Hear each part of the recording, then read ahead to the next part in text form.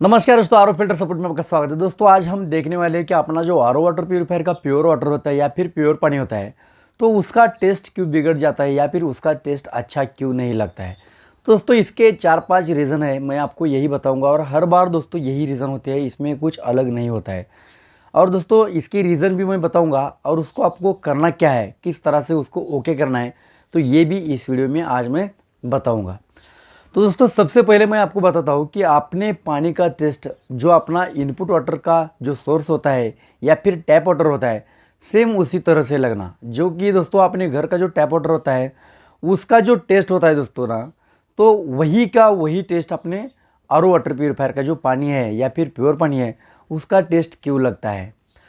तो दोस्तों इसका एक ही रीज़न होता है कि टीडीएस बढ़ गया होता है। जो अपने वाटर प्यूरीफायर का जो टीडीएस है, तो ये टीडीएस बढ़ गया होता है या फिर टीडीएस वैल्यू डिस्टर्ब हो गई होती है। आपको सिर्फ करना क्या है कि उसका जो टीडीएस है, प्योर वाटर का जो टीडीएस है वो सेट करना है 80, 90 या फिर 75 के नज़दीक आपको रखना है। टेस्ट आपको बेहतरीन लगेगा। तो दूसरा कारण है कि टीडीएस मेंटेन है लेकिन फिर भी पीने में पानी अच्छा नहीं लग रहा है। तो इसका सबसे बड़ा रीज़न है दोस्तों पोस्ट कार्बन या फिर मिनरल कार्टेज।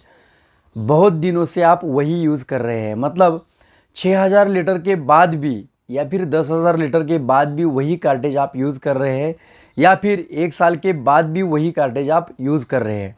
तो उसकी वजह से भी आपके पानी का टेस्ट टीडीएस कम होने के बावजूद भी अच्छा नहीं लगता है। तो आप अपना जो मिनरल कार्टेज है या फिर पोस्ट कार्बन है उसको आप रिप्लेस कर दीजिए। आपने पानी का टेस्ट अपने आप रिकवर हो जाएगा, जैसे था वैसे हो जाएगा। अपने वाटर प्यूरीफायर की जो टैंक है बहुत दिन हो गया हमने क्लीन नहीं किया है, तो इसी वजह से पानी का टेस्ट भी बिगड़ जाता है। दोस्तों अपने वाटर प्यूरीफायर का जो टैंक है उसको आपको एक हफ्ते में, कम से कम एक हफ्ते में एक बार तो क्लीन करना ही चाहिए। मैंने कई ऐसे वाटर प्यूरीफायर या फिर कई ऐसे कस्टमर देखे हैं कि 2-2, 3-3 साल वाटर प्यूरीफायर की जो टैंक है उसको हाथ नहीं लगाते। तो उस वाटर प्यूरीफायर का जो टैंक है या फिर उसमें स्टोर होने वाला पानी है, तो उसका स्मेल किस तरह से आता होगा आप उसका अंदाज़ा लगा सकते हैं। तो आपको क्या करना है, अपने वाटर प्यूरीफायर की जो टैंक है ना, तो ये कम से कम एक हफ्ते में, अपने 2-3 दिन में या फिर हर रोज़ भी धो दी तो कोई बात नहीं, सबसे अच्छा और सबसे बढ़िया बात है। लेकिन दोस्तों अगर आप हर रोज़ या फिर 2-3 दिन में नहीं धो सकते हैं तो हफ्ते में एक बार तो धोना ही चाहिए, तभी अपने पानी का जो टेस्ट है तो ये इम्प्रूव हो जाएगा। दोस्तों अपने पानी का जो टेस्ट है तो ये ठीक नहीं लगने का और एक कारण है, और ये कारण है यूएफ फिल्टर का इस्तेमाल नहीं करना या फिर ओरिजिनल यूएफ फिल्टर आपको नहीं मिलना। दोस्तों क्या होता है, हमारा जो टीडीएस एडजस्टर है तो ये आरओ मेम्ब्रेन को बाईपास करता है, मतलब आरओ मेम्ब्रेन को बाईपास करके पानी डायरेक्ट अपने आरओ मेम्ब्रेन के आगे भेज देता है।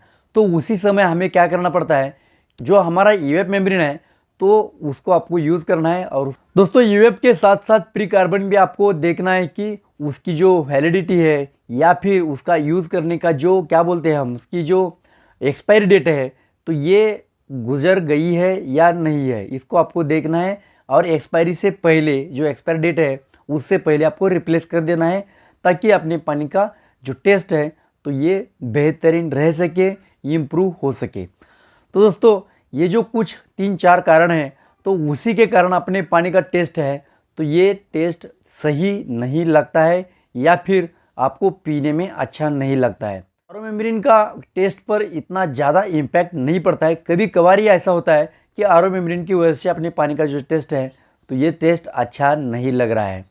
तो दोस्तों ये जो कुछ 3-4 रीज़न थे मैंने आपको पेश किए, आपको बताइए, और आपको किस तरह से इसको रिसॉल्व करना है तो ये भी आज आपको मैंने बताया है। दोस्तों अगर ये वीडियो आपको अच्छा लगा है तो लाइक कीजिए, नए हैं तो सब्सक्राइब कर दीजिए। आज के लिए इतना, मिलते हैं तब तक के लिए थैंक यू।